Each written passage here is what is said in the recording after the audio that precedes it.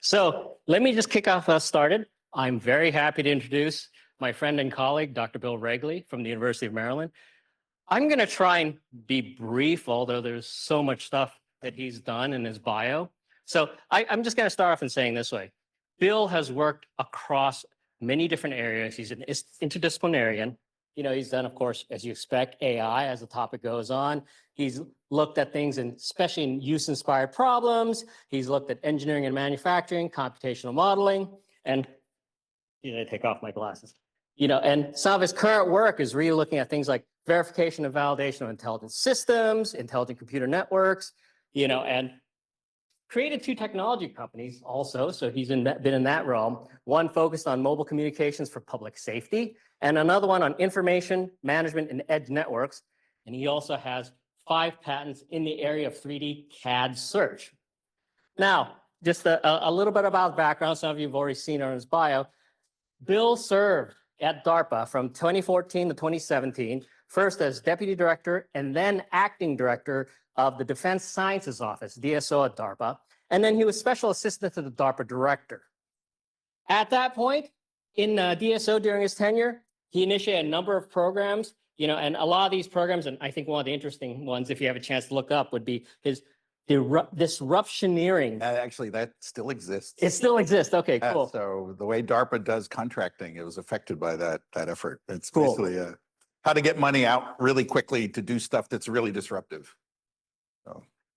Okay. And then, he also has received the award for excellence for meritorious service and from the Undersecretary of Defense, ATNL, and he also received the DARPA Meritorious Public Service Medal. He also served as scientific advisor to the U.S. Department of Energy in areas of information technology and manufacturing. He's a member of the United States Air Force Scientific Advisory Board. That was. What? Oh, I'm sorry. We were. Yeah, okay, I'm sorry. We've been disbanded as a... It's on hold. It's on hold. Let's put it that way. Okay. We've been released temporarily from service. Yes. Other things was he also is currently on the Computing Research Association Computing Community Consortium Advisory Board. He's the founding executive director of the University of Maryland's University Affiliated Research Center, called a UARC, for the DoD, the Applied Research Laboratory for Intelligence and Security. And most recently, he was in the White House Office of Science and Technology Policy as a senior advisor for AI risk for the National AI Initiatives Office. And he's a fellow of the IEEE, and he's also a fellow of the AAAS. So, okay, I'm going to stop. Bill, all yours. Oh, that was extremely flattering. And we know each other through interacting on the Air Force Scientific Advisory Board together. And it's an honor to have the chance to visit friends here in Dartmouth. I was here maybe about 10 years ago. I think when I was leaving DARPA, I came by to give a talk. So this is a revisit, and it's wonderful to share this with you. And thanks to all of you online. I'm on the Zoom. I have the chat open. I'll try to take questions. If you have a question, if you're online, just toss it in the chat, and I'll try and occasionally look there to see if I can address it. All right, so this talk, obviously I'm referencing like Dr. Strangelove, right? I'm talking about the world that we are living in. I basically arrived at DARPA in 2014. I'm on the leadership team, and the month I arrived was the month that Elon Musk and Stephen Hawking had this massive meeting where they talked about how AI is going to end the world. I think they were in Puerto Rico. And the DARPA director would get a lot of calls about AI because, many innovations in AI are attributed to, at some level, work that the Defense Department funded through DARPA. And she tried to develop a policy. How should I respond to this? And I was part of a group that she asked, take a look at this. And it started me down this journey, if you will, dealing with AI issues at a strategic level as opposed to just my particular algorithmic secret sauce that I'm working on. During my time at DARPA, we started a number of programs in AI. The one I was most proud of at DSO was one called Fundamental Limits of Learning, where we were really trying to mathematically understand how much a learning algorithm could learn or not. The best part about that program wasn't just the technical part, but it was the acronym. It was FUN LOL. And we got written up by some media sources saying, oh my God, they're going to destroy the world, and they're using LOL as the acronym. And that was like thumbs up. There's no press, even bad press. But anyway, so this started me on a journey. During my time at Arliss, I was standing up this UARC. The way the labs work for the Defense Department, there's 15 UARCs. Each one has a specific mission, and there's a scope. There's a space systems UARC at Utah State. They do things like satellites, and they report to the Missile Defense Agency. Our UARC at the University of Maryland reported to the intelligence community and the Undersecretary of Defense for Intelligence. The principal technical areas were things like human language, social science, human behavior, decision augmentation, and technology for the manipulation and transmission of information.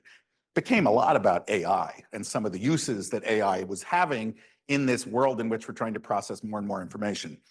So I did that for 5 years almost. I was able to step away from the leadership, pass the baton to my successor, who's doing a fantastic job, and take a little bit of a break. So to relax, I decide I'm going to do my sabbatical and go to the White House. And I got asked, would you do a study on AI risk? And this was just in the wake of the executive order that came out in October of 2023. That was about a year after ChatGPT, hit the ground. So what had happened during 2023 was a real fire drill within the Office of Science and Technology Policy to get their head around the implications of AI, not just for the nation, but for the government itself.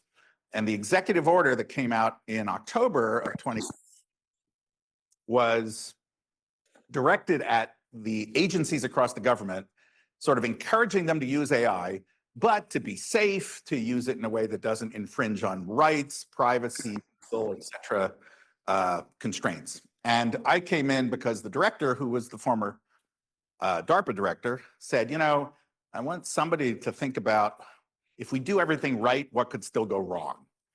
So I had basically 6 months to bang my head on AI risk. What could possibly go wrong?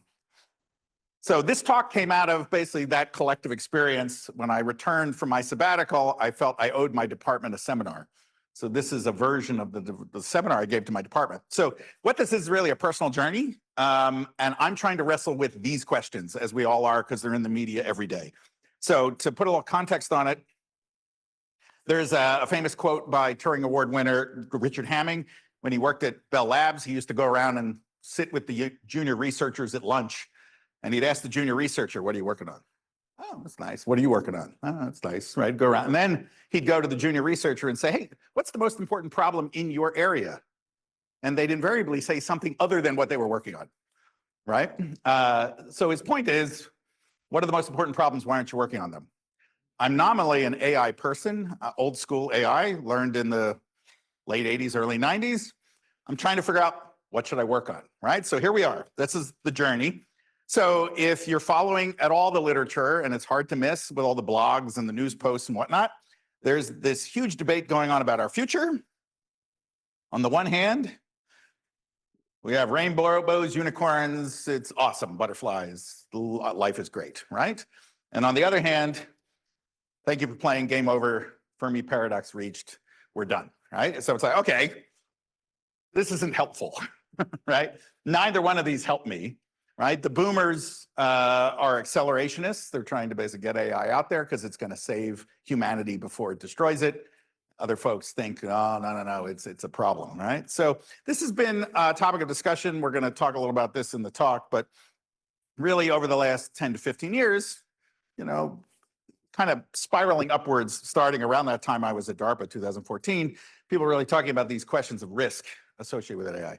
Right? There's a famous article by Nick Bostrom, where he talks about the inevitable death of humanity by having an AI that produces paper clips. The AI will optimize its behavior and produce paper clips till the point where we all drown in paper clips, right? Because that's how dumb the AIs are. So this is the one side, the doomer. The boomers are folks who believe literally that, well, the AI needs power.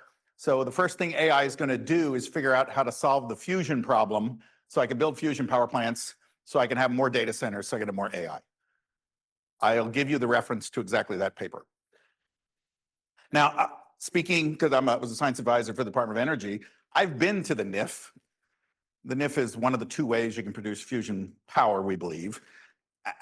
And I don't see how AI is fixing that, right? That's a huge problem, right? And if you know a tokamak, tokamak's the donut-shaped thing. The AI fixation is typically on how you're going to contain the plasma. The reality is I still need to have the material science innovations to capture the excess neutrons, to capture the heat, to convert it to electricity. And I need to have that in a building that I need to build, and the building's going to have a life cycle of 20 or 30 years.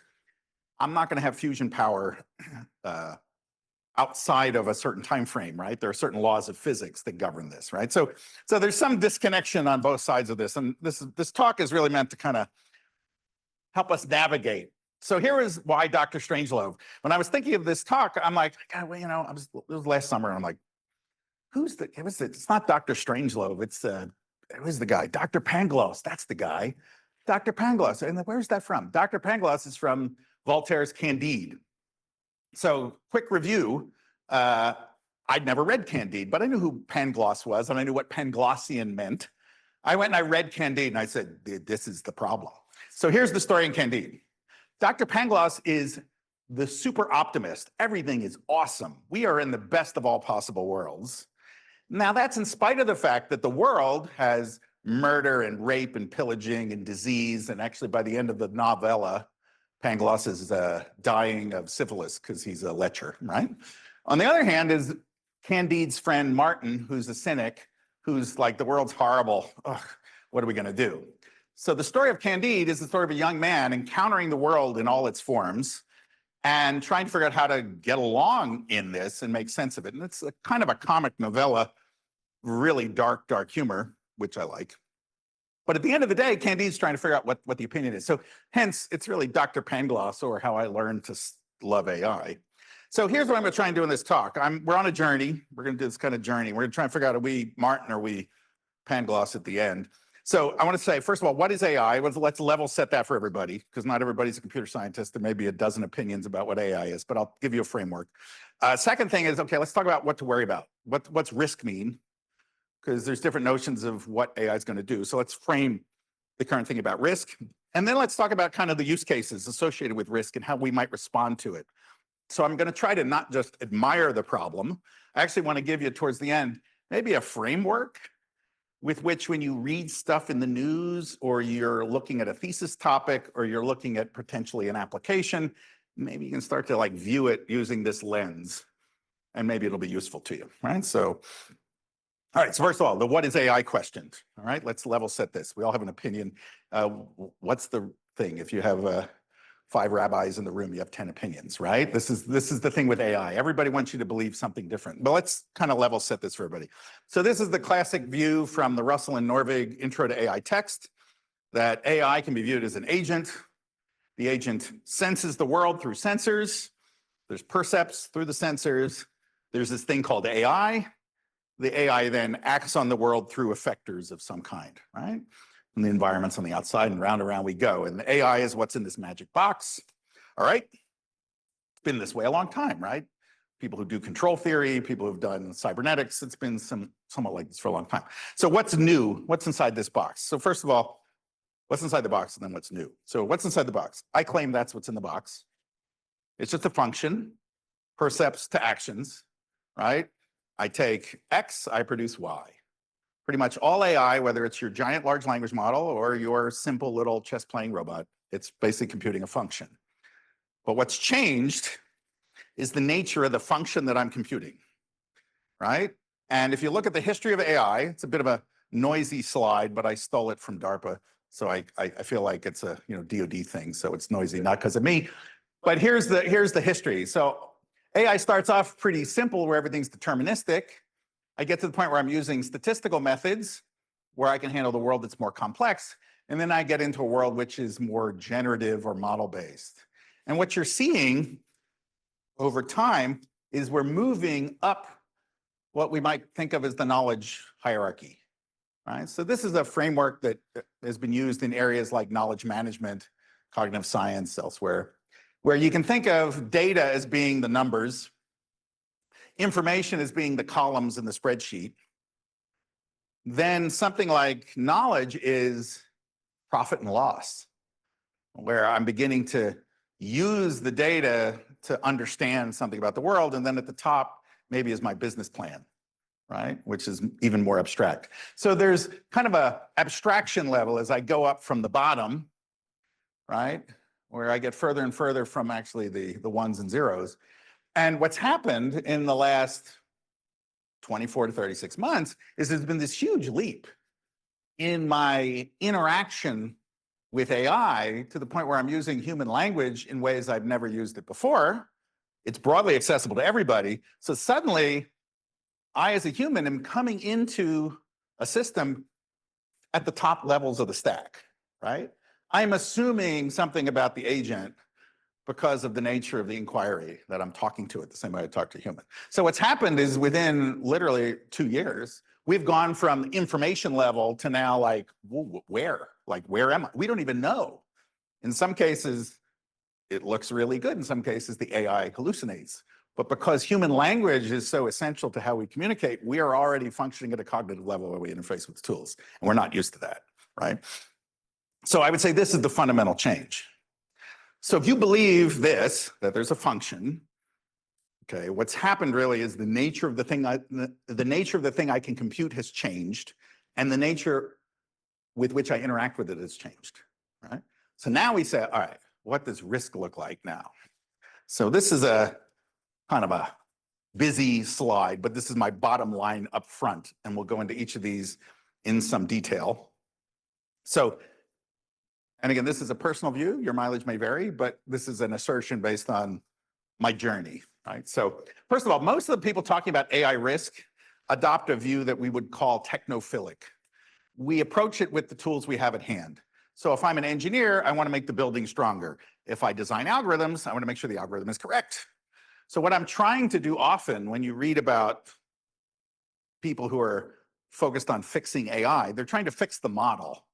I want to make sure the model doesn't hallucinate, right? I want to align the model, right? So somehow if the model is correct, everything else will be fine. That's what I mean by technophilic.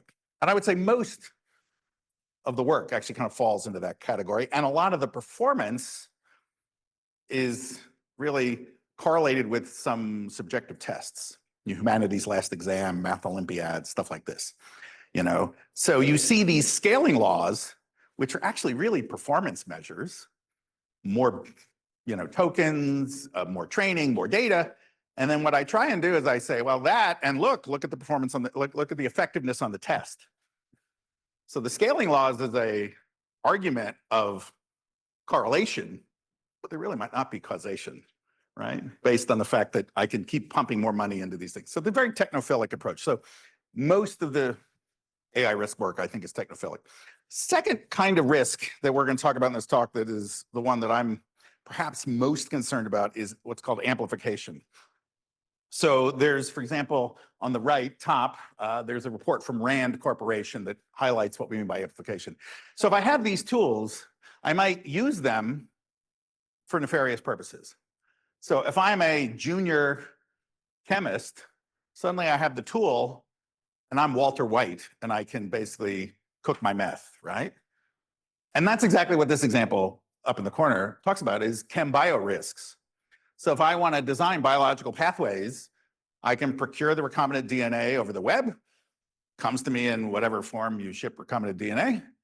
And as long as I have the physical lab, I can actually work with the language model, and it's going to tell me how to, you know, set up the beakers and the things. And at the end, I have, you know, what is it? The sweet blue, you know, Breaking Bad fans, right? The magic blue persuasion right at the end of it, right? So pretty much anybody can do that because you got the model. So we'll talk about what that kind of risk looks like. We also see it in the drones and autonomous weapons world, right? Where instead of 3 people driving a tank, I have 1 person flying, you know, 40 drones, right? There's a scale thing that's kind of an amplification thing. All right, so there's one other kind of risk. We'll talk about that a little bit.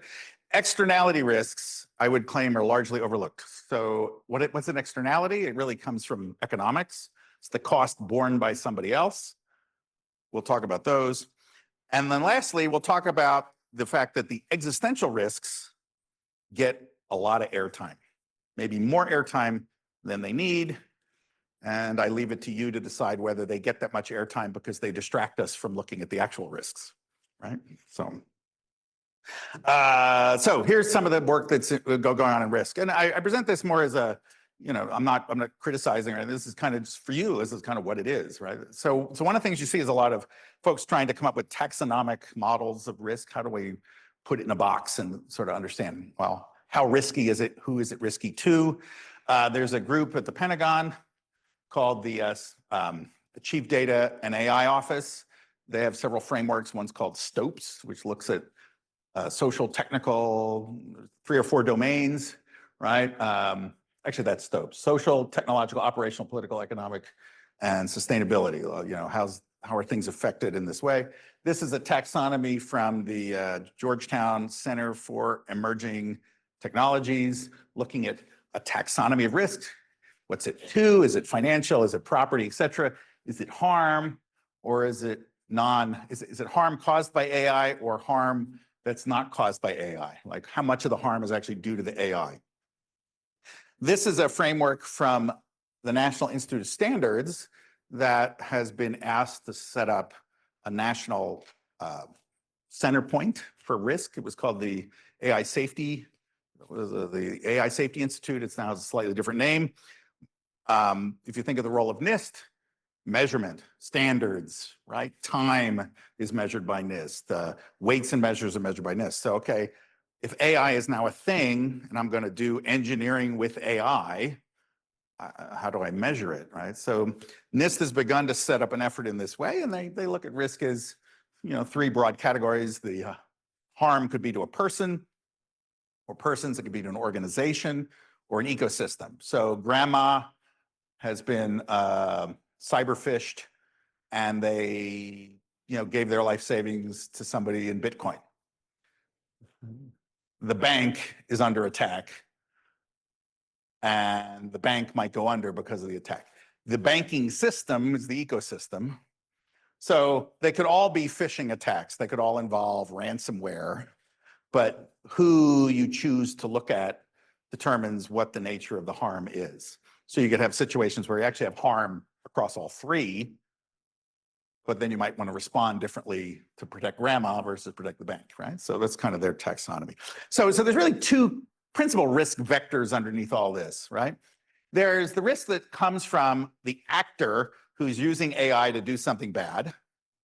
And then there's the risk that comes from, I'm using AI and something happens due to AI either accidentally misbehaving or there's some, spin-off effect, right? So these are the 2 principal components to think about. One is, the first comes from amplification, that the bad actor now has more skills because of AI. The second is the externality, that I'm doing something and maybe I've not been able to calculate the true impact of the thing I'm doing.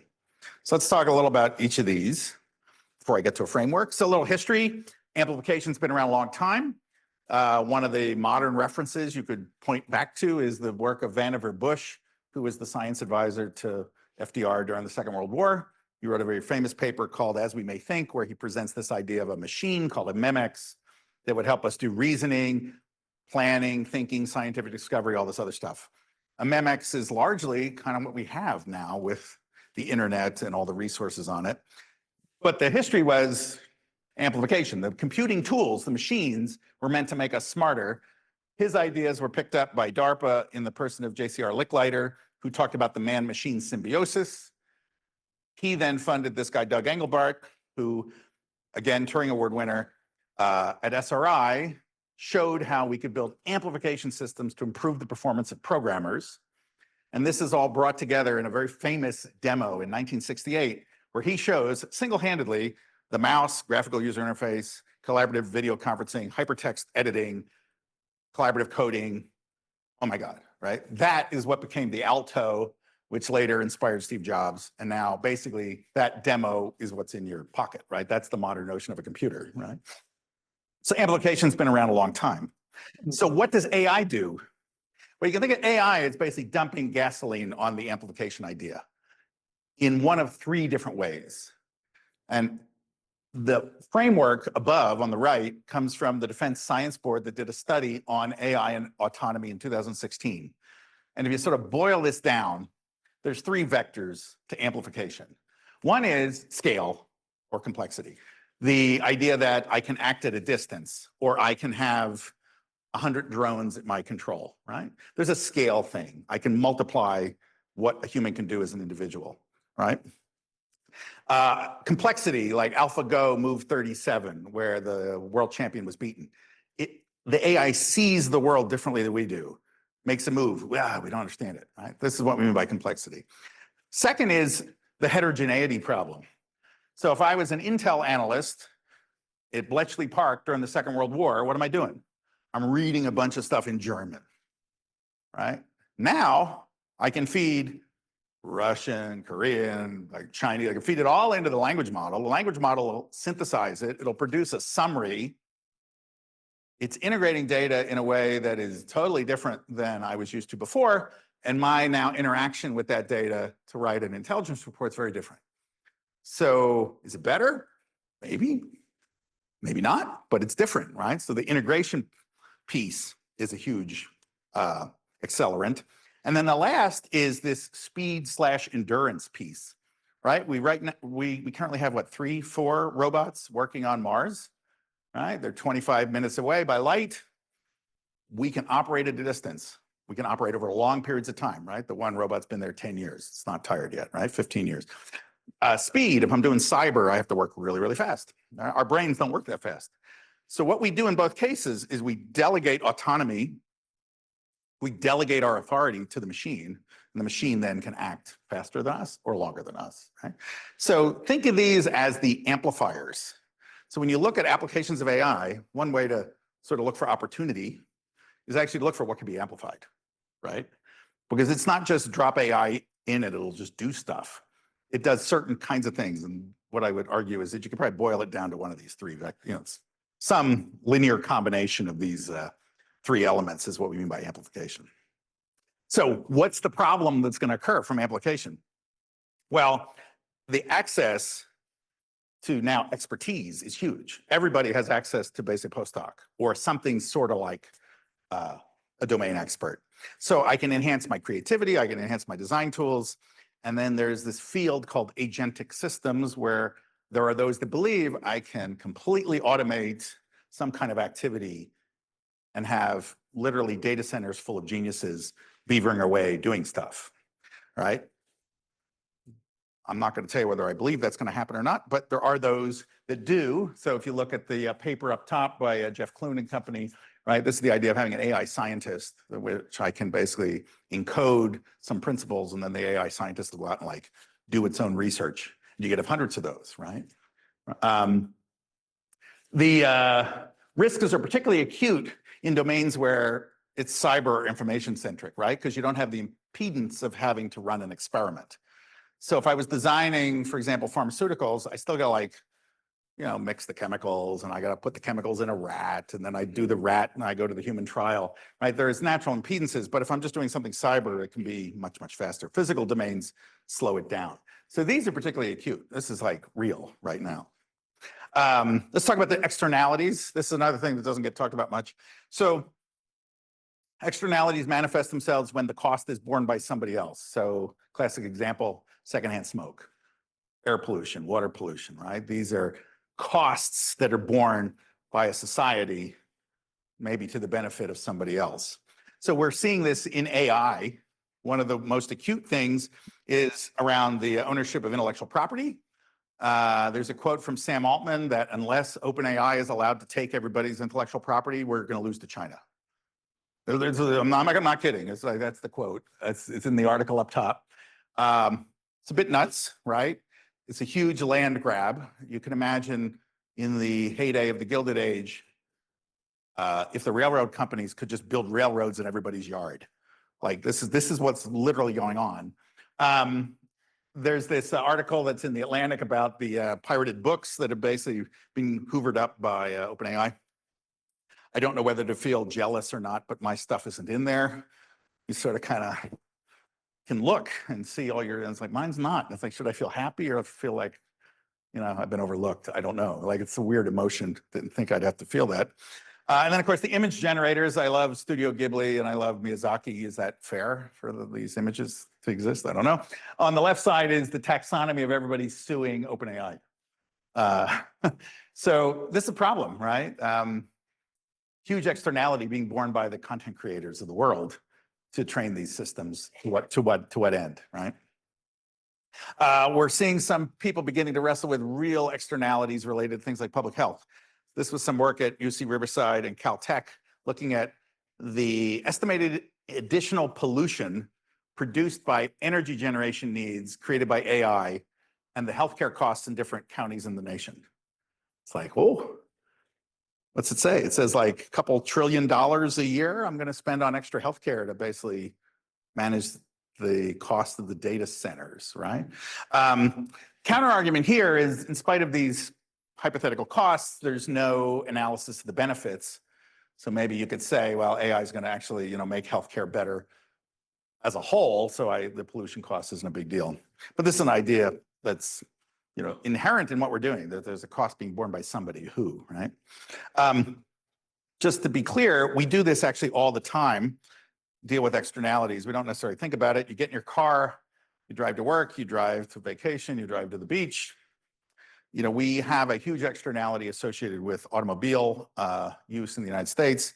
We all know that about 45,000 people die a year.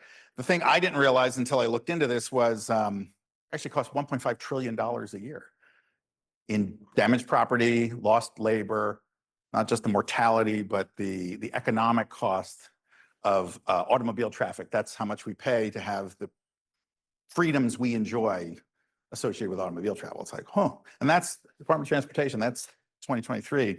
So the question I stick here is the what if I told you I got an AI for you, but 50,000 random people are going to die and it's going to cost $2 billion? That's actually where we're at as a society right now. You're being offered that deal and nobody's really spelling it out for you. All right, something to think about. All right, existential risk. So you hear a lot about this maybe in the media, right? AI is going to wipe us all out. This is a school of thought that has kind of its genesis with a paper by a mathematician named Ian Good. Interestingly, Ian Good worked with Alan Turing at Bletchley Park, cracking codes. He later moved to Virginia Tech, and he wrote a paper in 1965 where he talked about this idea of intelligence explosion, that if I have a intelligent system that could basically figure out how to improve itself, eventually there'll be this recursive self-improvement and then off to the races, right? That idea has been picked up and played back in a number of forms. Most recently was the work of Nick Bostrom in the early 2000s. He's a philosopher. He was at Oxford for many years. And that is kind of the thinking that sits behind a lot of the quotes you hear from Elon Musk and others. But for those of you not tracking, there's actually a whole movement of thinkers associated with what's called the Teskral movement. This are folks who are interested in transhumanism, extraplanetary societies, singularity, human upload. There's a whole set of beliefs that sort of center around this. Temporally, this discussion kind of heated up, like I said, about 2014. One of the counter arguments that many people make is that, oh, this is really like theology, right? This is not something where there's a rigorous set of testable beliefs. There's not really a roadmap to AGI. There's kind of a we'll know it when we see it. But you should be aware that when you pick up an article by somebody like a Silicon Valley luminary, let's say Mark Andreessen, he's coming from this view that like we have to get to AGI, otherwise doomsday, right? And it's driving thinking in a way that maybe I don't want to be on that bus. Whatever. So here's some other references if you want to kind of spend your weekend maybe going down a rabbit hole of, I don't know that it's happy thoughts, but these are some very good citations if you want to kind of get a map of the field. The AI 2027 came out in the spring of last year, probably April-ish. It is written by a science fiction writer with the input of 4 or 5 folks, one of whom is a former OpenAI person, and it presents a scenario. It's very scenario based about here's what could happen. Situation awareness AI was about a year and a half ago, paints a scenario of AI uplift, AI scientists solving AI problems. Machines of Loving Grace is sort of a boomer view presented by the CEO of Anthropic. The Ezra Klein Show talks about some government policy under the Biden administration. That's a good one. Anyway, there's lots of stuff like this. These are just a few references. I'll give you the PDF. One thing I do with my talks is I sort of shove a whole bunch of stuff in there, and I realize I just sort of fly by. But for those of you who are students, you want to like chase something down. Anything I put in here is actually pretty good. Like not because I believe it, but like if you want to understand it, it's maybe worth reading, and then you can decide whether you want to believe it or not. So that's the landscape, right? So what are we going to do about it? So let's talk about, here's a framework for anticipating surprise, right? AI is out there, full speed ahead. This is where we are. Full speed ahead. People are going to do stuff. Stuff's going to go wrong. What can we possibly do? How can we reduce the probability of these risks and their severity, and then maybe improve our game over time? All right, so I'm going to present kind of a framework, and it looks maybe a little familiar. This is actually a standard framework from risk management, but it became popularized, if you will, if that's the right word, when Donald Rumsfeld famously used it in a press conference, right? So you have on the upper right corner the unknown unknowns, and the bottom you have the known knowns. In the upper left, we'll call it the known unknowns, meaning I know that I don't know it. And then down here is the unknown knowns. Whoops, I should have known it, right? So you can apply this to AI risk, and you can look at the family of things that are going on and sort of begin to sort of see where it falls, right? So in the upper right corner is like the 0 day, stuff I really can't anticipate because I've never seen it. I don't have the scientific understanding to know if I've even like aware of it, right? The known risk is one that I know it exists, but maybe I don't have the science to understand how to solve it, right? I need some R&D to solve it. The unknown risk, but if I knew it, then I could have solved it, is a different sort of failure, really failure of imagination, right? And then in the lower right corner is, you know what? I know the risk, and there's really no excuse. I could actually build a system that works, because I can control the risk. I can solve it if I choose to make the hard decisions, right? So real quick, what are we going to worry about and how much do we want to worry? So we've been here before, right? So examples of this in human history, you know, we have known risks, we don't know the solution. In the Middle Ages, the plague existed. We didn't know what to do, so we wore goofy masks and we tried to avoid breathing, right? This is, you know, financial markets crash. We don't know why. We built some mathematical models. In the early days of steam engines, we knew we could produce power from steam, but we didn't have material science. We didn't have mechanical engineering. We didn't know about metal fatigue, so boilers blew up, right? And actually a great historical example for AI is what happened in the railroad industry. What did we do? We built controls. Trains used to collide because we didn't have semaphores and signaling. Trains also didn't know when to come and go, so we built time zones, right? So we built things to kind of deal with the problems that we then saw. The unknown risk, where we knew the solution, is like a failure of our imagination. We knew not to launch the space shuttle if the O-rings got below freezing. We knew, if we thought about it, that putting the gas tank behind the rear fender of the Pinto is probably a bad idea, right? You could have guessed that a ship might bump into the bridge. Low probability, but you could have guessed it. You chose not to. Guess what? Ship hits bridge, bridge falls down, 5 people die. Hindenburg, you know, hydrogen's great till it's not, right? So human history is littered with the stuff on the right. So we can totally expect that AI is going to do that, right? So, and then here's examples of negative externalities, right? The pollution is a great example. These are all pollution related.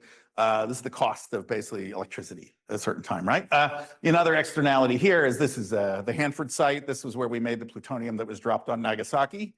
The Hanford site's going to cost about $500 billion to clean up. So we're still paying for World War II. Would we have done that in 1944? Probably. But we didn't factor that in. Now we're cleaning it up, and I don't recommend fishing near the Hanford site. So here we are. Let's talk about AI. Now we're going to catch surprises. So scientific gaps, engineering gaps. So engineering gap you can address with safety, standards, metrics. We do this already. When we design an airplane, we do airworthiness studies. Airplanes, the motors fail. The blades might crack. We have statistical profiles on the material and the performance. So you design the system to de-risk the things you know are going to go wrong, because things are going to go wrong, right? You have multiple sensors for airspeed because they all have error, and what if one fails, right? So you figure out how to do this. You do inspection to make sure things, maintain a certain level of, no cracks and things like this if you're doing an airplane. So this is really about engineering process. Up top, we know that hallucinations are a problem. We know that alignment's a problem. Data privacy is a problem, but we don't really have a scientific understanding of even how to solve that, right? So here's where you need scientific courage. And then down in the lower right corner, as it turns out, even if something is a problem, doesn't mean you can't use it. Because if you apply the right engineering techniques, maybe my algorithm doesn't need to be free of bias. Because guess what? Humans aren't free of bias. We use humans all the time. I need to think about building systems that can use AI to improve overall decision-making. Maybe the AI doesn't need to be perfect, right? So the technophilic approach might overemphasize making the AI correct at the expense of actually designing a system that just works, for which you know the boundaries with which it works within, right? So if I care about safety impacting AI, well, guess what? Don't let the AI do stuff that's not gonna make you safe, right? So we're gonna do some examples here. So when we think about classifying the risks, so let's say you have a risk. This is the standard kind of risk management matrix you use to do that then, right? You talk about like how severe is the risk and how probable is the risk, right? So what you want to do is build the processes and methods that sort of drive the probability down, right? Existential risks, I don't really know what to do about those, right?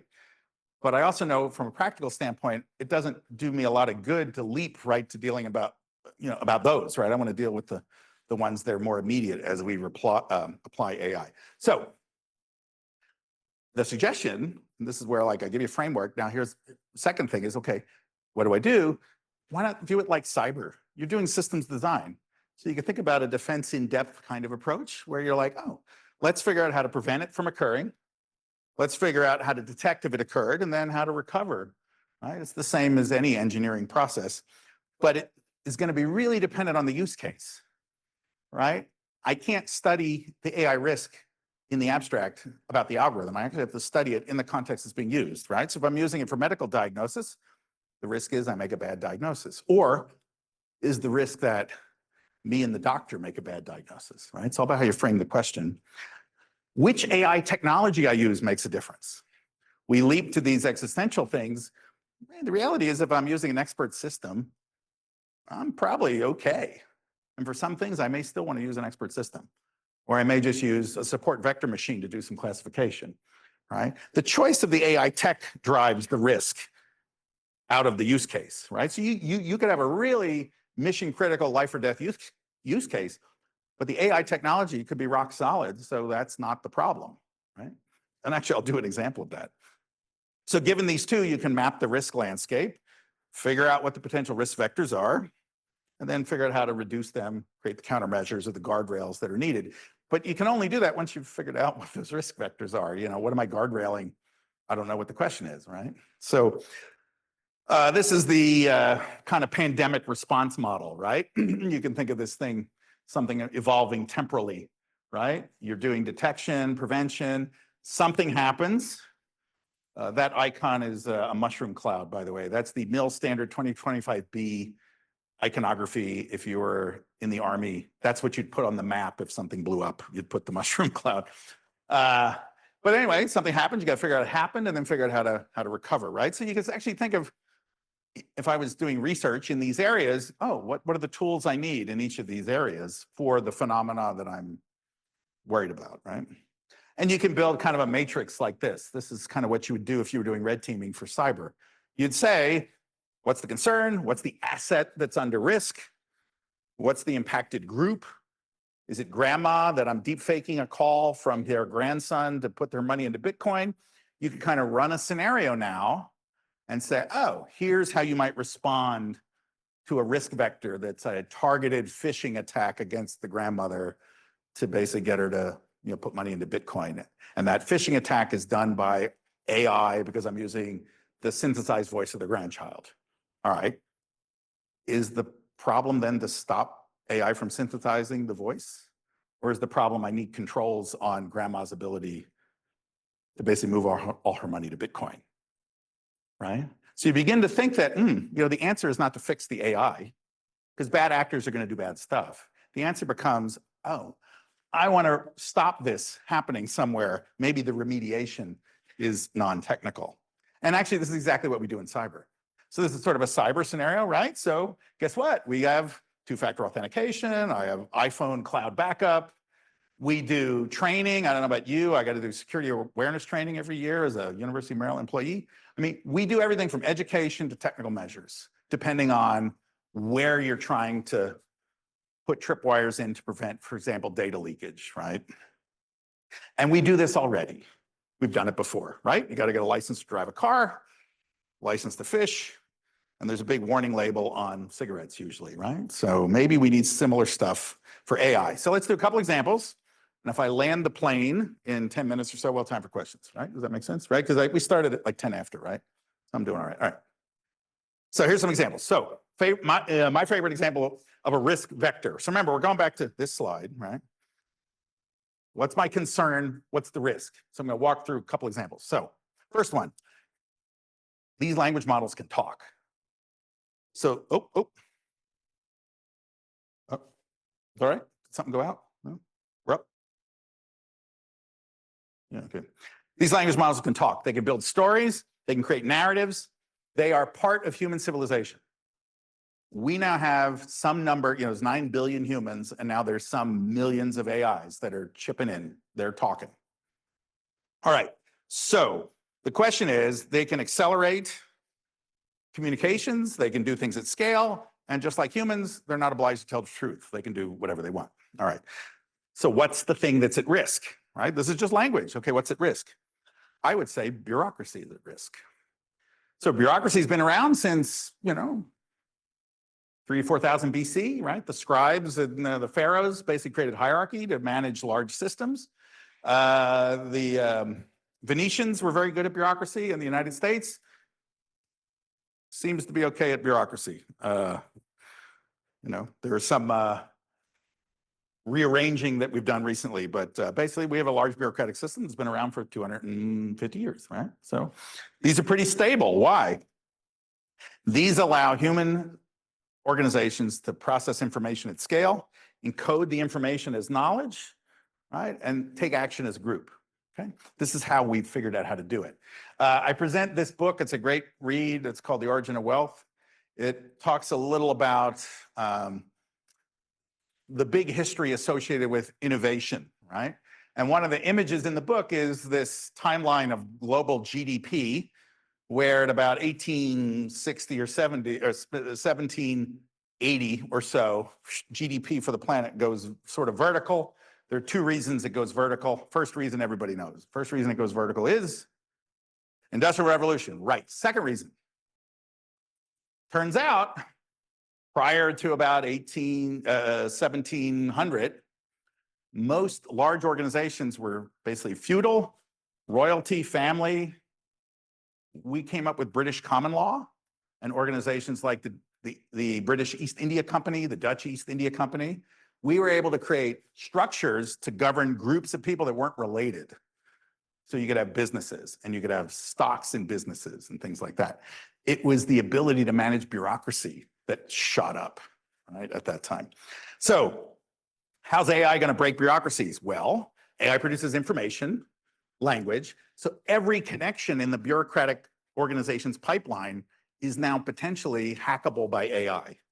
There may be processes which are easy to automate, which have to interface with processes that aren't. So you're going to have impedance mismatches. You may have things where the incentives are not aligned. So let's say I'm running a business and AI lets me increase my profit in topic XYZ by a factor of 100, but this area over here, doesn't really help. So as a business, what do? Well, I probably spin out that group or I lay it off, right? So my incentives are not aligned anymore because AI isn't evenly affecting bureaucratic organizations.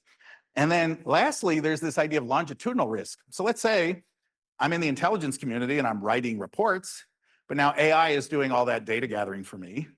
The reports I write are different and my skills change over time.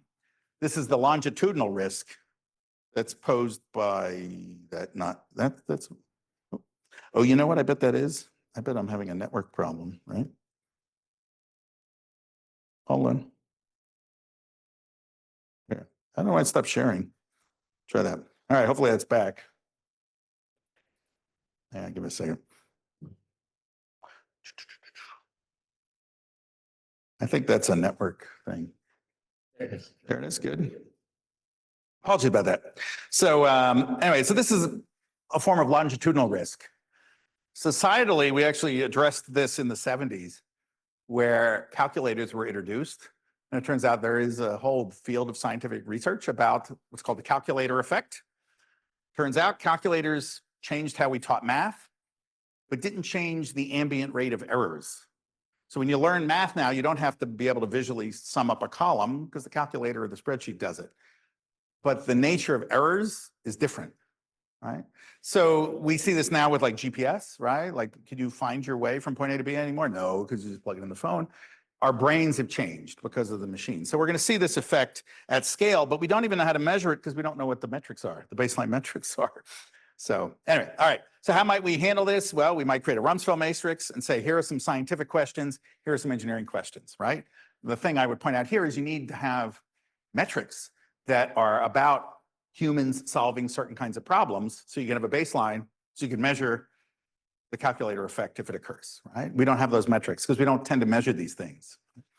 Let's do a couple other examples. So another example is mismatched agency. So one of the things I can do with AI is delegate agency. I can basically, program the robot and then the robot goes off and does its thing, right? The folks who are concerned with, autonomous weapons, this is a big concern. It's really about delegation of agency, right? So if I'm using AI in a high-risk place, right?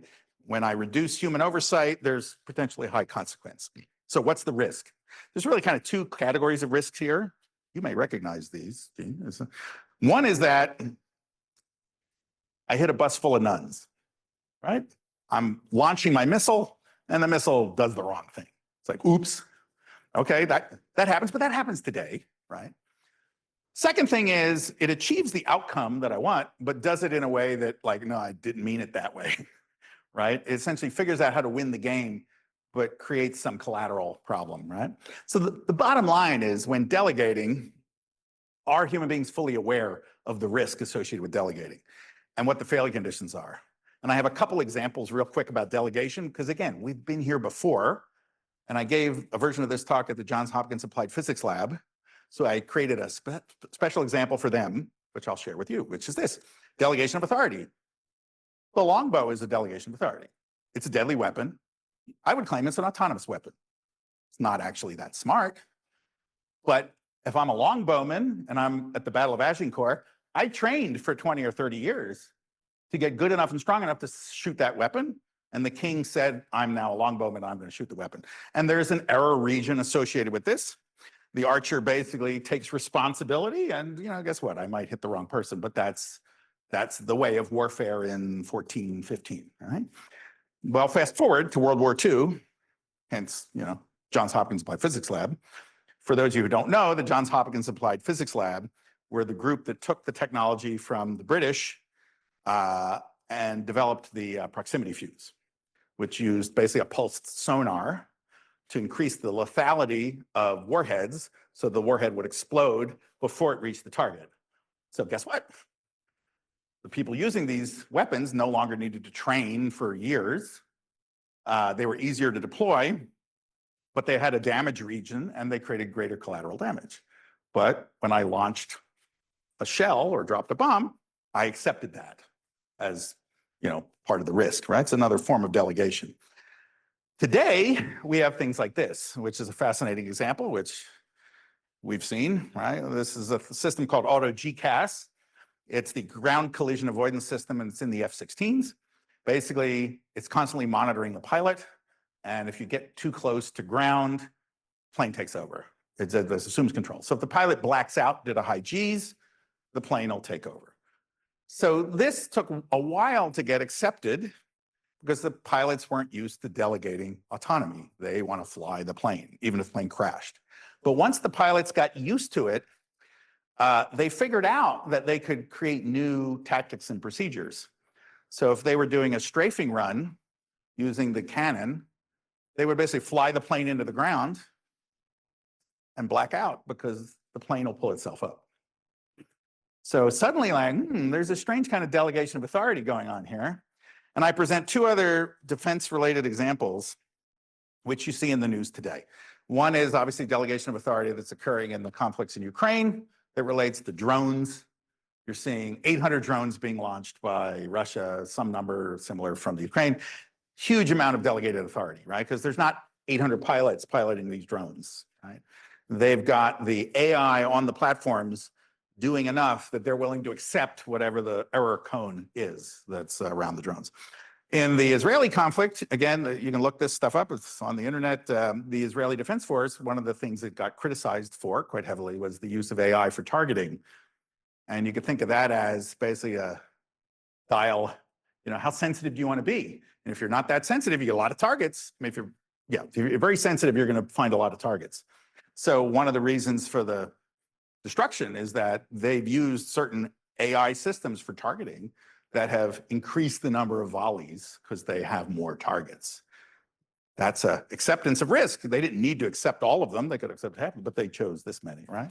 So you see this today. This is really about the delegation of agency, right? So what would you need to worry about? Well, this is a human-machine teaming problem. We need metrics. You need to understand kind of the cost situation that's occurring, right? Are you willing to bear these risks versus these benefits? Engineering issues like airworthiness, right? If I'm going to put the AI in a system, I'd be constantly knowing the system's going to work, right? I'll take one last example and then we'll kind of land the plane. So directed cognitive manipulation. This is, again, grandma is being what's called pig butchered, right? Somebody's being slowly recruited using AI, and then eventually I get your money in some way, right? One way to think about this is who is at risk, individual, ecosystem, or organization, and then know that you're not going to fix the AI, right? The fix here is going to be external to the AI, right? Because at the end of the day, bad actor is going to have whatever AI they want. So I'm not going to be able to ensure that every model in the world can't synthesize a voice, but I have to change the way we interact with the AI, right? So the answer is on the outside. So back to Candide. Let's land my plane here. So is this the best of all possible worlds? That's what Candide asks at the end. At the end of the journey, where they've seen all these things all around the world, they've all gathered on some estate, and they're having this conversation. And the observation comes that, maybe this is the best we have in some sense. The answer is, you got to tend our garden. So how are we going to do that? So here's two other thoughts. One is that AI might just be normal technology. This is like electricity or anything else. It's going to take a while to diffuse through society, and along the way, a lot of stuff's going to happen. We're going to build those controls. Anthropomorphizing the AI doesn't help. So this article, AI as Normal Technology, came out around the same time as AI 2027. And it's a nice kind of counter argument to some of those things. Kapoor is at Princeton, and Narayan's his PhD student. This has gotten a lot of press. AI Snake Oil is their book. Another image I like is the one that became a meme, and it was really started by Henry Farrell and Cosma Shazili. Farrell's at Hopkins and Shazili's at CMU. And they basically point out that the AI is more like an ecosystem. It's not a it's not a piece of metal that I'm trying to break. It's not an algorithm I'm trying to measure. It's a shoggoth. And a shoggoth is an evil creature from the H.P. Lovecraft world. And it exists kind of in the shadows, and it's like an octopus-like thing, and you poke it and it does crazy stuff and has all these eyes. It's this bizarre creature. And their point is that maybe we have to treat it like this bizarre creature we don't understand. And as it turns out, we've done this before. Financial markets and the free market itself are a shoggoth. We trust that the financial market's going to allocate prices. We trust that it's going to basically occasionally screw things up. And there's going to be rushes and, ups and downs, booms and busts, right? But we have adopted the market as a means of economic, management of capitalism, not really knowing how it works, right? So maybe we need techniques that are like that, or like the ones in public health, for understanding what AI is, because AI is fundamentally a social technology. It's fundamentally embedded with us, whether we like it or not. And the conclusion here is that maybe it's a social science that we need to be thinking about, not a mathematical or engineering one. So back to the conclusion, everything's very well, but we have to tend our garden. So at best, Candide concludes that, like, I can't fix the world. I can basically make my little part, nice, right? This is all I can do. So my takeaway for myself has been, well, first of all, I should be on the lookout for new surprises and risks. Maybe I'm the one that sees it first. There's going to be a field where we need to be constantly horizon scanning in the same way we do for cyber. It's just going to be the way of things, right? The uplift is a big cause of concern. Because AI is serious business, maybe we have to take it seriously. So if there's a failure, maybe we need to have like a crash investigation. We don't have these tools for AI, right? There's no equivalent of NTSB or, auditing the banks, right? The FDIC or others, that we don't have that. But yet the business is serious, so we're not treating it seriously. My big takeaway in this risk study had been to look at the fact that most of the times AI is going to be controlled by something other than AI. How I choose to use it, the use case, is going to drive a lot of things. And the last point is that the tools may be social science tools we need, not necessarily computer science tools we're used to. So the final story is, it's 2015, I'm at DARPA, and I'm the deputy office director, and a guy named Gil Pratt is running the DARPA Robotics Challenge. And Gil worked for me, technically, right? I mean, if you knew something about DARPA, you'd know that it's like herding cats, right? So worked for me, it's kind of loose there. But anyway, so I'm nominally his supervisor. And we're at the DARPA Robotics Challenge, which is where we have humanoid robots solving this evacuation problem. Fukushima, got to shut down the power plant. We're going to build human robots that can go, open a door and all this other stuff. All right, great. So as you can tell, I'm an odd engineer. I'm an extrovert, right? So I'm giving tours. I got asked to give tours. So VIP would come, congressman would come, whatever. Okay. So the DARPA director says to me, okay, Elon's coming. We want you to give the tour. I'm like, Elon who? Oh, that Elon. Okay. So Elon's coming. So it's me and the head of government affairs. Right, the two of us, she and I, are like giving Elon the tour. Helicopter flies in, he lands, there's a stretch, Tesla pulls up, he gets out with his girlfriend at the time and one of his triplets, who at that time was 8, and I think it's one of the kids he had with Grimes, okay? All right, so it's Elon, he's like 6'3", okay, and there's the other woman, and then the kid. So I show him the staging area, I show them the different robots, I show them the different, here's how we mess with communications, here's the control room, do the whole thing, hat and everything. He's kind of not showing it. There was only one person who really noticed who it was. He was sort of just kind of wearing a ball cap and sort of being low key. So I'm doing my thing. At some point I say to the kid, I said, hey, I'm talking to your dad a lot. Is there anything I could answer for you about AI? Is there any questions you have? Without missing a beat. And again, I'm not making this up. He says to me, yes, could you tell me one thing AI has done that's good for humanity? And I'm like, so Elon's like next to me, he's like 6'3", right? And I'm like down here, I'm like, wow, that's a great question. Thank you for giving me the opportunity to answer this in front of your dad. And I said, well, without, like I sort of said, well, think about when we went to the moon, right? When we went to the moon, we had to do all this science and engineering, but at the end of the day, going to the moon was actually this. It was more about looking back on us, and we learned more about us than we actually expected. And I think the journey around AI is the same. It's really a journey about understanding what makes us human, the goal isn't really what we think it is, right? And I sort of looked up at Elon. I said, how'd I do? And I don't know that I got an answer from him about how I did, but the one of the highlights of my DARPA time was I go tell the director, I say, Arthi, here's what happened. And she just gives me a hug. She says, that's the best answer. So it's good. So anyway, that's my view with AI. So the main message is the AI risk exists in a context. It's not an abstraction. Think about amplification externality. Risks are either scientific or engineering. The solutions, maybe not fix AI. Let's fix how we use it, because I feel like fixing AI may be just a fool's errand, right? At the end of the day, it's whack-a-mole, right? We can manage risk. We've been there before, and we have to think as a socio-technical paradigm about risk. And this is the concluding reference to Dr. Strangelove, but I prefer to think of myself this way, and I'm that guy. So that's it.